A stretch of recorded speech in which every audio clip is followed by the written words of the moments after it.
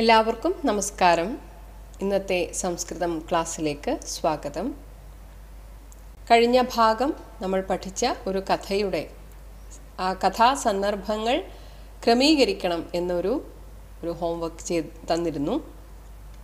അതിൻ്റെ ഉത്തരം ഇതാണ്.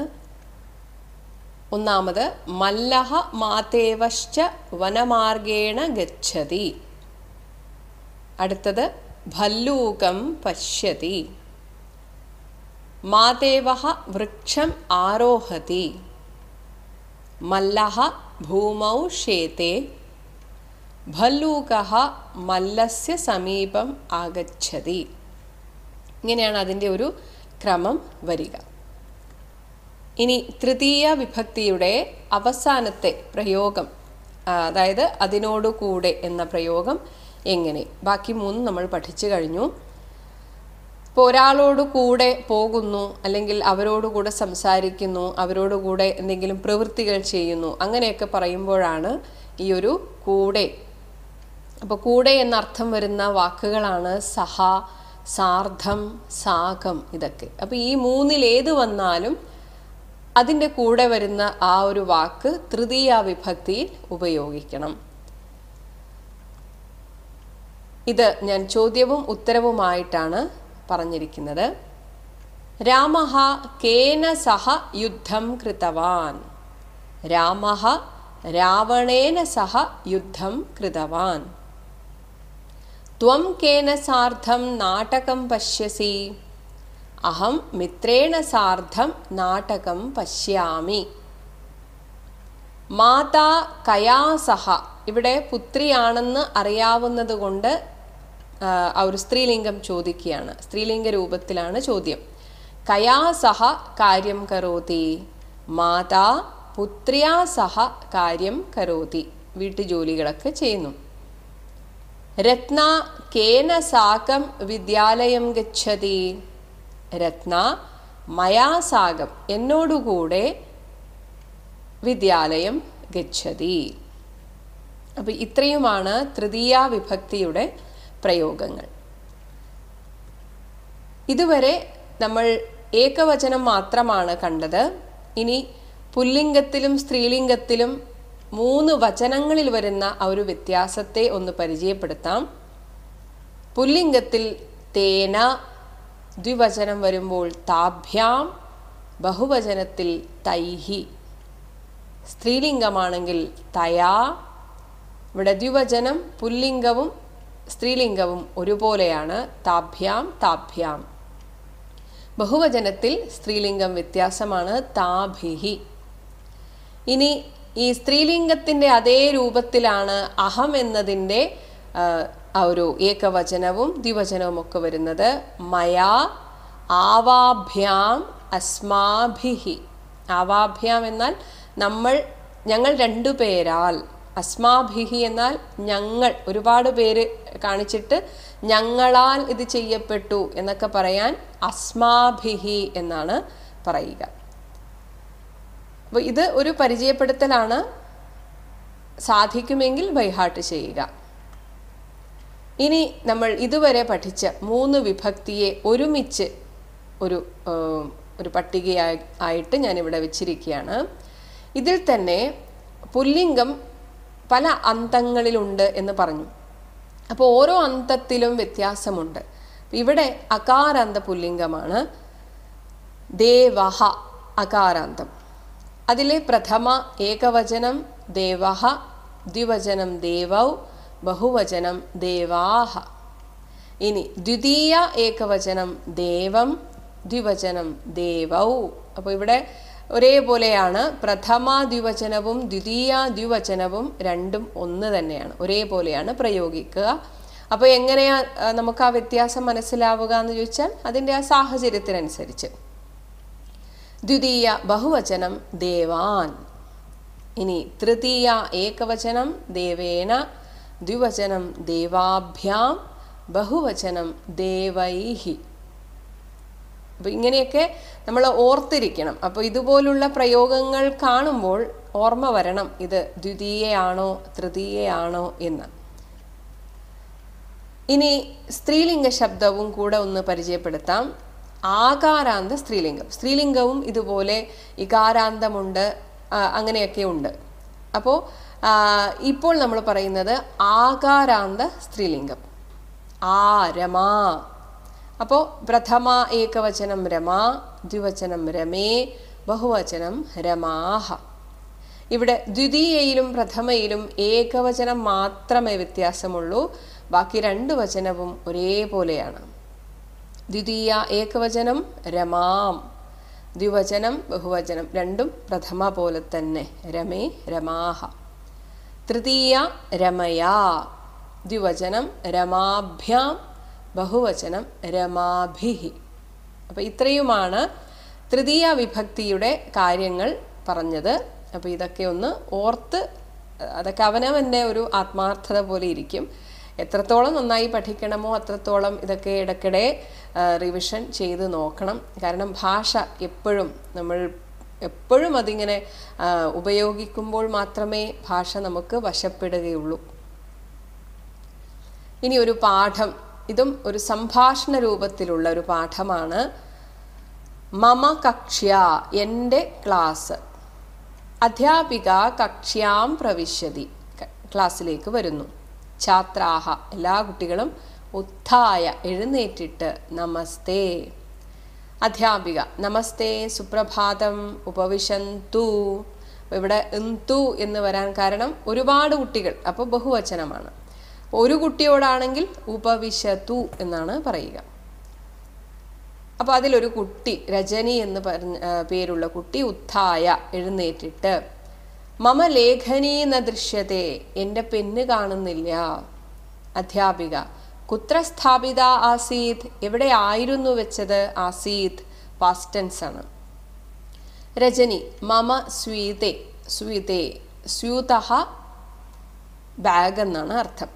അപ്പോൾ സ്വീതേ, എൻ്റെ ബാഗിലാണ് ഞാൻ വെച്ചത്. അപ്പോൾ അധ്യാപിക പറഞ്ഞു സമ്യക് പശ്യതു, നന്നായിട്ടൊന്ന് നോക്കൂ. സുഭാഷഹ എന്നൊരു കുട്ടി ദീർഘപീഠികായാഹ, ദീർഘപീഠിക എന്നാൽ ബെഞ്ച് എന്നും പറയും, ടേബിൾ എന്നും പറയും. ഇനി ദീർഘ ഉത്പീഠികയാണെങ്കിൽ ഡെസ്ക്. അപ്പോൾ ദീർഘപീഠികായാഹ അധഹ, അടിയിൽ കാചിത് ലേഖനി അസ്തി, ഒരു ലേഖനി, ഒരു പെണ്ണ് കാണുന്നുണ്ട്. അപ്പോൾ രജനി ആം സാ മമ ലേഖനി. അപ്പോൾ ലേഖനി എന്നത് സ്ത്രീലിംഗമായതുകൊണ്ടാണ് ഇവിടെ സാ, അവൾ എന്നാണ് ശരിക്കും സാ എന്നാൽ അർത്ഥം. പക്ഷേ ഇവിടെ ലേഖനി സ്ത്രീലിംഗമാണ്. അപ്പോൾ അത് എൻ്റെ പേന തന്നെ എന്നാണ് നമ്മൾ തർജ്ജമ ചെയ്യുമ്പോൾ പറയേണ്ടത്. അധ്യാപിക ഛാത്രാഹ, എല്ലാ കുട്ടികളോടും പറയുകയാണ് സ്വവസ്തൂനി സമ്യക് പരിപാലയന്താം, എല്ലാവരും അവരവരുടെ വസ്തുക്കളൊക്കെ എപ്പോഴും അവനവൻ തന്നെ സൂക്ഷിക്കണമെന്ന് ഒരു മുന്നറിയിപ്പും കൂടെ ടീച്ചർ കൊടുക്കുകയാണ്. അപ്പോൾ ഈ ഒരു പാഠഭാഗത്തുള്ള 3 വാക്യങ്ങൾ തന്നിട്ട് അതേ വാക്യങ്ങൾ ഉത്തരം വരുന്ന ചോദ്യങ്ങളും താഴെ ചോദിച്ചിരിക്കുകയാണ്. അപ്പോൾ ഉച്ചൈഹി വാചയതു, ഉച്ചത്തിൽ വായിക്കുക. ഉത്പീഠികായാഹ ഉപരി പുസ്തകാനി സന്തി, ആ ഒരു മേശയുടെ മുകളിൽ പുസ്തകങ്ങളുണ്ട്. അപ്പോൾ ഇവിടെ താഴെ ചോദിക്കുകയാണ് പുസ്തകാനി കുത്ര സന്തി, പുസ്തകങ്ങൾ എവിടെയാണ് ഉള്ളത്? അപ്പോൾ വളരെ എളുപ്പത്തിൽ നമുക്ക് ഉത്തരം കിട്ടും, ഉത്പീഠികായാഹ ഉപരി. ഇനി കക്ഷ്യായാം ദ്വേ ദീർഘോത്പീഠികേ സ്തഹ, ഇവിടെ ദ്വിവചനമായതുകൊണ്ട് ദീർഘ ഉത്പീഠികേ എന്നാണ് പറയുന്നത്. സ്തഹ എന്നത് അസ്ഥി എന്നതിൻ്റെ ദ്വിവചനമാണ്. അപ്പോൾ ഇവിടെ 2 ഉള്ളത് എന്ന് അറിയാവുന്നത് കൊണ്ടാണ് ഇവിടെ ദ്വിവചനം. എന്നാൽ നമ്മൾ ഒരു ചോദ്യം ചോദിക്കുമ്പോൾ അത് എത്രയാ ഉള്ളത് എന്ന് നമുക്ക് അറിയണമെന്നില്ല. അപ്പോൾ ചോദിക്കുമ്പോൾ അത് ബഹുവചനത്തിൽ തന്നെയാണ് ചോദിക്കുക. കക്ഷ്യായാം കതി ദീർഘപീഠികാഹ സന്തി, എത്ര മേശകളുണ്ട്. പക്ഷെ ഇവിടെ ഒരു ചെറിയൊരു എനിക്ക് തോന്നുന്നു പെശക് പറ്റിയതാണ്. ദീർഘ ഉത്പീഠിക എന്നാണ് പറഞ്ഞിരിക്കുന്നത്, ചോദ്യം ദീർഘപീഠിക എന്നാണ്. എന്തായാലും ബെഞ്ചായാലും ഡെസ്ക് ആയാലും ഇവിടെ 2 എണ്ണമാണ് ഉള്ളത്. അപ്പോൾ ഇവിടെ എത്ര എണ്ണം ഉണ്ട് എന്നാണ് ചോദിക്കുന്നത്. അപ്പോൾ ഇവിടെ നമുക്ക് പറയാം ദ്വേ ദീർഘപീഠികേ എന്ന് പറയണം. കണ്ടോ, ഇവിടെ പീഠികാഹ എന്ന് പറയാൻ കാരണം ഇവിടെ എത്രയുണ്ട് എന്ന് ബഹുവചനത്തിൽ ചോദിച്ചത് കൊണ്ടാണ്. ഉത്തരം പറയുമ്പോൾ 2 പറയുന്നതെങ്കിൽ ദ്വേ ദീർഘപീഠികേ സ്തഃ എന്നാണ് പറയുക. ഇനി അധ്യാപിക അധ്യാപയതി, അധ്യാപിക പഠിപ്പിക്കുന്നു. അപ്പോൾ ചോദ്യം, അധ്യാപിക കിം കരോതി? ഉത്തരം വളരെ എളുപ്പമാണ്, അധ്യാപിക അധ്യാപയതി. ഇപ്പോൾ കഴിഞ്ഞ ഭാഗത്തിൽ നമ്മൾ അകാരാന്ത പുല്ലിംഗ ശബ്ദത്തെ ഒന്ന് പരിചയപ്പെട്ടു. ഏഷഃ കഹ അങ്ങനെ പരിചയപ്പെട്ടു. ഇനി ഇവിടെ ഏഷാ ക, ഇവൾ, ആകാരാന്ത സ്ത്രീലിംഗ രൂപം. ഇവിടെ പഠിച്ച ഉത്പീഠിക, ദീർഘോത്പീഠിക ഇതൊക്കെ സ്ത്രീലിംഗ ശബ്ദങ്ങളാണ്. അപ്പോൾ ഉത്പീഠിക, ഏഷാ ക, ഏഷാ ഉത്പീഠിക. ഏതേ കേ, ഏതേ ഉത്പീഠികേ. ഏതാഹ കാഹ, ഏതാഹ ഉത്പീഠികാഹ. ഏഷാ കാ, ഏഷാ ദീർഘോത്പീഠിക. ഏതേ കേ, ഏതേ ദീർഘോത്പീഠികേ. ഏതാഹ കാഹ, ഏതാഹ ദീർഘോത്പീഠികാഹ. ഏഷാ കാ, ഏഷാ അധ്യാപിക. ഏതേ കേ, ഏതേ അധ്യാപികേ. ഏതാഹ കാഹ, ഏതാഹ അധ്യാപികാഹ. അപ്പോൾ ഏകവചനം, ദ്വിവചനം, ബഹുവചനം. അപ്പോൾ ഇതൊക്കെ നമ്മുടെ ഒരു പരിചയത്തിന് വേണ്ടിയിട്ടാണ്. അപ്പോൾ ഇത് കാണുമ്പോൾ ഇനിയുള്ള പാഠഭാഗങ്ങളിലൊക്കെ ഇത്തരം വാക്കുകൾ കാണുമ്പോൾ ഇത് നമുക്ക് ഓർമ്മ വരണം. ഇനി പതിവ് പോലെ നമ്മുടെ സംസ്കൃത സംഭാഷണം. ദേവഃ ഭഗിനി ഏഷഃ പാഠഃ ന അവഗച്ഛാമി. അപ്പോൾ കുട്ടിയോട് ഗൃഹപാഠം ചെയ്യാൻ പറഞ്ഞിരുന്നു. അപ്പോഴാണ് കുട്ടിക്ക് ഒരു സംശയം, ഈ പാഠം ന അവഗച്ഛാമി, മനസ്സിലാകുന്നില്ല. അപ്പോൾ ഭഗിനി, ചേച്ചി പറയുകയാണ്, ദർശയതു, നോക്കട്ടെ. കഹ സംശയഃ, എന്താ അവിടെ സംശയം? ദേവഃ ഏഷഃ ഭാഗഃ കിഞ്ചിദപി ന അവഗതവാൻ. ഈ ഒരു ഭാഗം അതൊട്ടും മനസ്സിലായിട്ടില്ല. ഭഗിനി ത്വം അധ്യാപികാം ന പൃഷ്ടവാൻ. നീ ടീച്ചറോട് ചോദിച്ചില്ലേ ഈ ഒരു സംശയം? ദേവഃ പൃഷ്ടവാൻ, ചോദിച്ചു. തഥാപി, എന്നിട്ടും സംശയഃ ന ദൂരീകൃതഃ. ഇതൊക്കെ നമ്മൾ മലയാളത്തിൽ വളരെ അച്ചടി ഭാഷയിൽ പറയുന്ന കാര്യമാണ്. പക്ഷെ അതാണ് സംസ്കൃത ഭാഷയുടെ ഒരു മഹത്വവും. സംസ്കരിച്ച ഭാഷയാണ്. അവിടെ നമ്മുടെ ഈ നാടൻ പ്രയോഗങ്ങളില്ല. എപ്പോഴും നല്ല അച്ചടി ഭാഷയിലാണ് സംസാരിക്കുക. സംശയഃ ന ദൂരീകൃതഃ. അപ്പോൾ ഭഗിനി അസ്തു അഹം പശ്യാമി, ശരി നോക്കട്ടെ. അങ്ങനെ ഭഗിനി ദേവം പാഠയതി. അപ്പോൾ ചേച്ചി ദേവനെ പഠിപ്പിക്കുകയാണ്. അപ്പോൾ പഠിപ്പിച്ച് കഴിഞ്ഞു. ചേച്ചി ചോദിക്കുന്നു, ഇതാനീം അവഗതം വാ, ഇപ്പോൾ മനസ്സിലായോ? ദേവഃ സമ്യക് അവഗതം, ശരിക്കും മനസ്സിലായി. ചേച്ചി പഠിപ്പിച്ചപ്പോഴാണ് ദേവന് മനസ്സിലായത്. ഇനി സുഭാഷിതം. അഷ്ടാദശ പുരാണേഷു വ്യാസസ്യ വചനദ്വയം പരോപകാരഃ പുണ്യായ പാപായ പരപീഡനം.